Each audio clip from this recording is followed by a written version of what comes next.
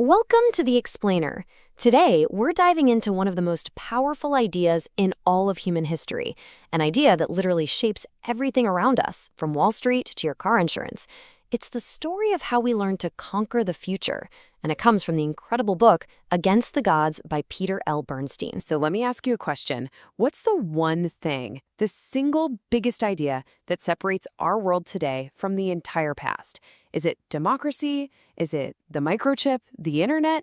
Well, Against the Gods argues that the answer is something way more fundamental.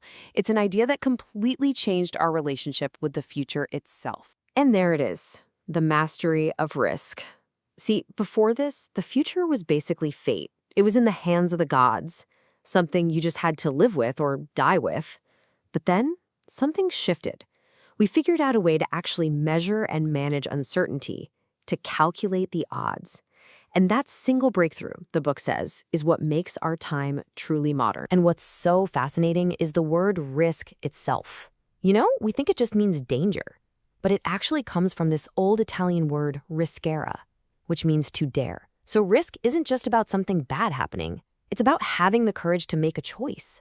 It's the idea that the future isn't just a script written for you, but something you can actually help write. This one idea, that we can dare to make choices about the future, well, it transformed everything.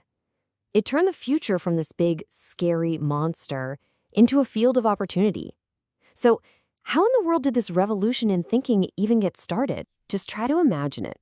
For almost all of human history, the future was a total black box. You prayed, you consulted an oracle, you crossed your fingers. But once we started to master risk, everything flipped. All of a sudden, the future wasn't just fate anymore.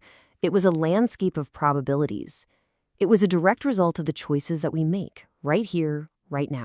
Okay, so if this idea is so powerful, what took us so long? I mean, why didn't the ancient Greeks, with all their incredible math and philosophy, figure this out thousands of years ago? Well, it turns out humanity was missing two absolutely critical ingredients. We needed a totally new way of looking at the world, and we needed a powerful new tool to make sense of it all. First up was the worldview. You have to remember, the ancient world was deeply fatalistic. The future was seen as something already decided by the gods or destiny. But then the Renaissance came along and sparked this radical new idea that maybe, just maybe, humans could be in charge of their own fate. The future wasn't just a circle, doomed to repeat the past. It was a straight line, an open road. The second missing piece was way more practical. It was about the numbers. I mean, seriously, have you ever tried to multiply CXXI by XLV? It's a total nightmare. Roman numerals were okay for carving dates on buildings, but for the kind of complex math that probability needs, forget about it. The absolute game changer was the Hindu-Arabic system, with its simple digits and, the most important part, the idea of zero. Without it, none of this works. So now the stage is set. We've got this new optimistic worldview, and we've got a number system that can actually do the heavy lifting. The intellectual tinder was dry, and the spark that lit the whole thing on fire came from, of all places, the gambling table. Let's meet the key players.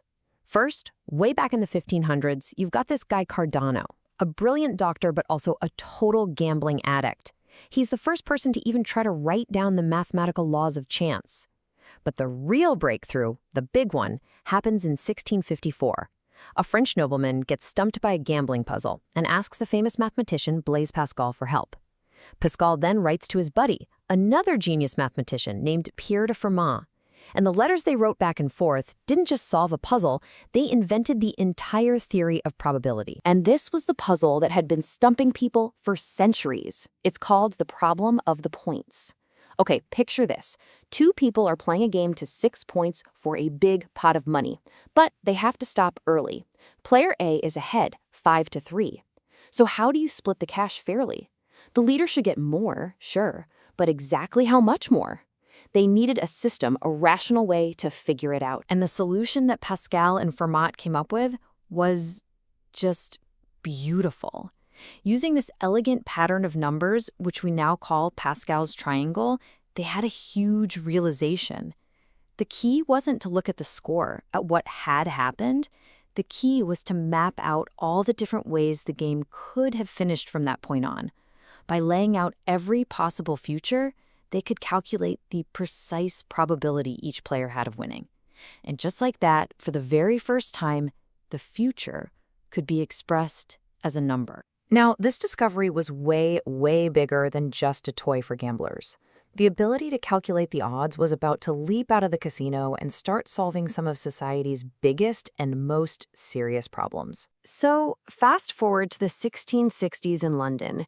You have these grim public lists called the Bills of Mortality.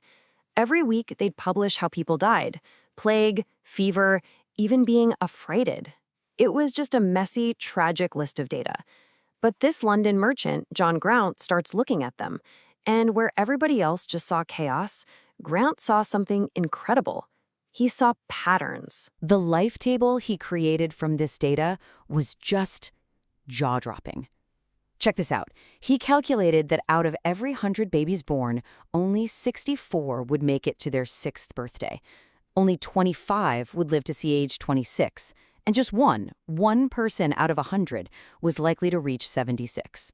By turning all these individual tragedies into collective data, Grants basically invented the science of statistics. Suddenly, life and death became predictable on a large scale. This was a massive leap forward. Using similar data, the famous astronomer Edmund Halley, the comet guy, created the first truly scientific life tables. And what does that let you do?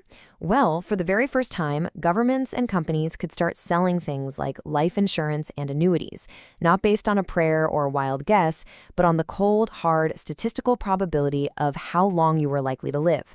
Modern finance was officially born. And right along with it came a core principle that we all still live by today, one that Shakespeare actually nailed centuries earlier.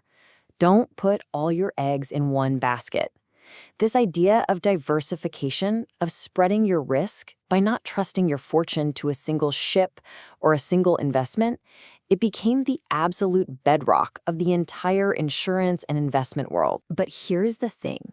The numbers, the data, the probabilities, they only told part of the story.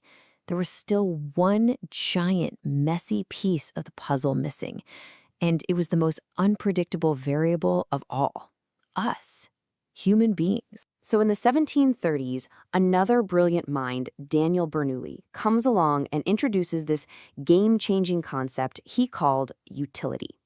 He said, look, there's a huge difference between expected value, that's the cold, hard math of an outcome, and expected utility, which is what that outcome is subjectively worth to you, personally. And he used this famous puzzle to prove his point. It's called the St. Petersburg paradox. Imagine a coin toss game. The prize starts at $2 and it doubles every single time the coin lands on tails. When it finally hits heads, you win the pot. Now, mathematically, the expected value of this game is literally infinite, so you should be willing to bet everything you own to play, right? But would you? Of course not. Your gut screams that the chance of getting that massive payout is tiny. And this is Bernoulli's genius. He basically said that the value of money depends entirely on how much of it you already have. Winning $1,000 is life-changing for someone who's broke. For a billionaire, it's not even a rounding error. This was the final, crucial insight.